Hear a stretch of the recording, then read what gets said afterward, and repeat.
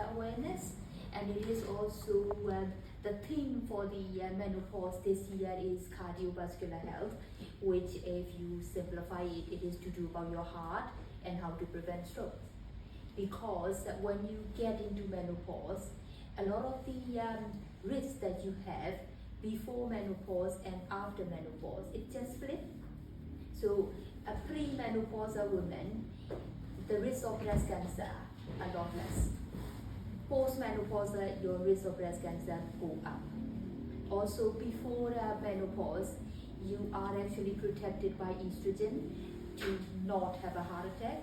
And then suddenly after menopause, your estrogen goes down, you become basically the same to a man, and your heart attack risk double. So what can we do? We can't really stop that menopause from happening, but we can actually do other things to reduce your risk of stroke or a heart attack or a breast cancer. We always think like, oh, breast cancer is more like a genetic thing. If anyone in my family has it, my risk is higher. If I take HRT, my risk is going to be a lot higher. But if you look at the numbers, any woman walking on the street who doesn't have a family history or has a family history or on HRT or not on HRT, in 1,000, about 23 will have a breast cancer regardless anyway. But on the other hand, if you take HRT, you may have 4 extra cases of 1,000. And if you look further, if your body weight is high and if your body mass index is more than 30, you actually add another 24 per 1,000. So being obese has a lot higher risk for breast cancer than being on an HRT.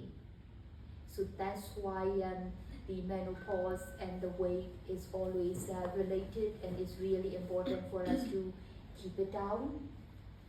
Not just keeping the weight down. When we talk about obesity, people tend to talk about weight. Like Tara was saying, weight isn't actually everything.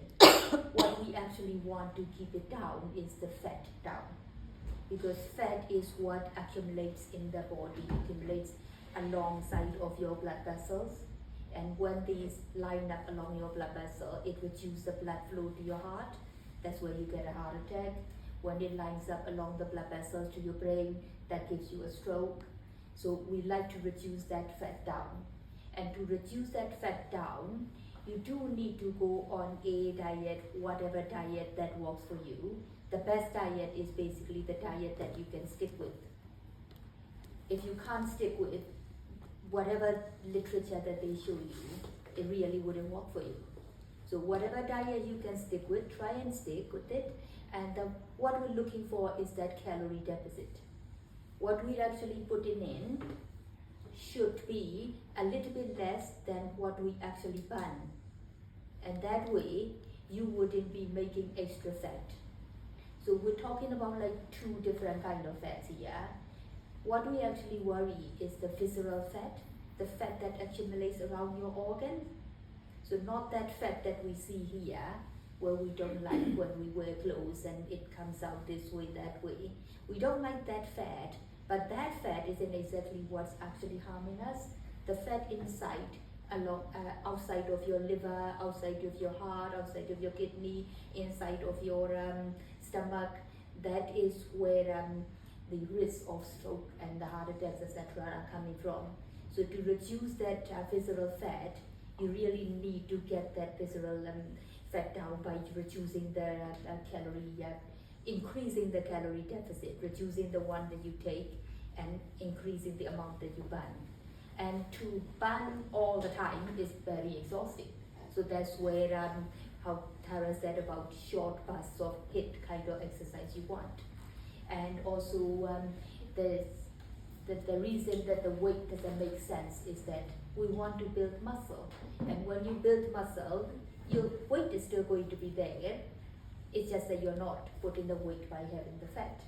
And the muscle, as you get older, it will get weaker, and we want it to be stronger. So we do want to build that. And when your body is busy building the muscles, you will not be making fat. So that's actually good for us. That is what we want. So when it comes to menopause, it is harder to lose weight. First of all, the estrogen is actually involved in the most cellular level of every cell in your body for it to work. When your estrogen goes down, your body doesn't like it. You're tired because the mitochondria in your cell isn't exactly having the estrogen to drive it. So you're tired, you don't really want to be exercising, and it's after the menopause actually upset your appetite. So you'd like to eat sweet stuff or salty stuff, and all of those things actually put the fat down. It actually make water retention. So if you're trying to measure weight after menopause, it's actually quite upsetting, because one day you're bloated and you actually have like 2 kilos of water when you go onto that scale, and you don't know what to do with it. And some days, because you actually stop eating everything and drinking everything, something goes down, you're like, oh, that's okay. So that doesn't work. What a much better definition of obesity is, rather than measuring your weight and your height, they try to measure your waist to hip ratio. So if your waist to hip ratio for a woman is less than 0.85, you're actually pretty good, because this is where you store your fat. And if you try to measure that, and if you're under the 0.85, you're pretty good. And the other thing is that when your estrogen goes down, the estrogen is actually stored in your fat cells. So your ovaries are not producing the estrogen anymore. So your body is trying to increase whatever other source of estrogen that they can hold on to. So they're trying to hold on to your fat cells more. So a little fat that you eat can actually go down there very quickly, because your body likes to keep it. That's why the low fat, low sugar, and whole food diet is a bit more important when it comes to menopause. The whole food diet basically means like clean food, less processed food. So something that you can make at home, or something that you know that hasn't been like cooked and then fried and then grilled and then put all sorts of different spices and everything to make it taste better. That is like processed. You want it to be pretty simply cooked and rather low in glucose index, low calorie kind of things. So those kind of food will give you less of the fat deficit. And the other good thing about whole food is it actually helps with the probiotic in your gut. And the probiotic in your gut is quite involved in your estrogen metabolism. So if you keep your gut healthy, your estrogen metabolism is going to be a lot healthier, and then your weight loss journey would be a lot easier. And the other thing is, don't worry too much about actually having a hormone replacement therapy, because like I said, the risk of having a breast cancer from the hormone replacement therapy, when you compare it to being obese, is a lot less. Also, if you smoke, your risk of having a breast cancer would increase 3 in 1,000. If you drink more than 2 pints of alcohol, it increases 5 in 1,000. So if you look in comparison, HRT isn't actually that bad. If it helps you, go for it. And the first 10 years of menopause, it actually helps your heart. So it's, and also about the bones, it helps. And the calorie deficit, if you try to get your calorie deficit just with the diet, it's very difficult. You need to help it with any kind of exercise. And in menopause, your bones will start to crumble, and you do want some weight-bearing exercise. So walking is really good. You don't have to have a 10,000 steps every day. They have got evidence that from 4,000 it works. And anything upwards will just increase your benefit. So if you can't do a 10,000, that's okay. As long as you do a 4,000 onwards, it's good.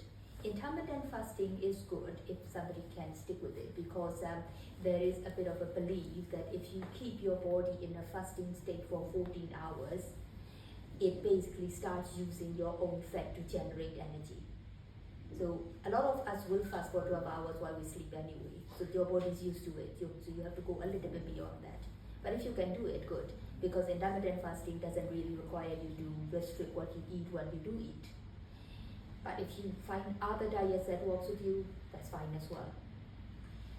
And the other thing about polycystic ovary is that for a woman who doesn't have a polycystic ovary and goes on to menopause, it's a little bit easier because we could give them testosterone for some of the symptoms, and the testosterone is actually licensed for libido in menopause, low libido, despite having the estrogen supply. But there are other fringe benefits from it, especially it gives you a bit more energy. So you're more likely to be exercising and being more active. So if a woman doesn't have a polycystic ovary, to put them on testosterone is a lot easier. For somebody who has got a polycystic ovary, they may have an underlying high testosterone levels, which was actually wrecking themselves all of their lives, because the high testosterone levels actually increase their fat here. And that is why polycystic ovary people are finding very hard to lose weight, because testosterone levels would increase your fat here. When your fat here is increased, your body thinks you're fat, so it produces insulin, and the insulin actually makes you fat. And when your body keeps producing insulin again and again, you develop something called insulin resistance, which makes everything all very difficult. But the good thing is, you have to start at some point, and once you start developing your calorie deficit, you will lose some of that fat, and then your insulin will eventually go down, and you will try and get back into that normal cycle. So it is hard to lose weight in polycystic ovary, but you can. You just need to be a little bit more patient. It may take a little bit longer, it may be a little bit harder, but you can do it. And menopause as well, it is a bit harder, and also, yes, sleep is a big deal. You can't sleep either because of the hot flushes and sweating, or you're just not sleeping. When you don't sleep, first of all, you might actually go and have something to eat or drink, and also the leptin, the hormone that stops you from eating too much, wouldn't be in balance if you don't have enough sleep. So there are other things we can do more than HRT to help you with like flushes, heat, night sweat, not sleeping. The cognitive behavioral therapy techniques are actually very useful. Maybe we could do another session here talking about the cognitive behavioral therapy, where you can intervene the way you think and the way you behave.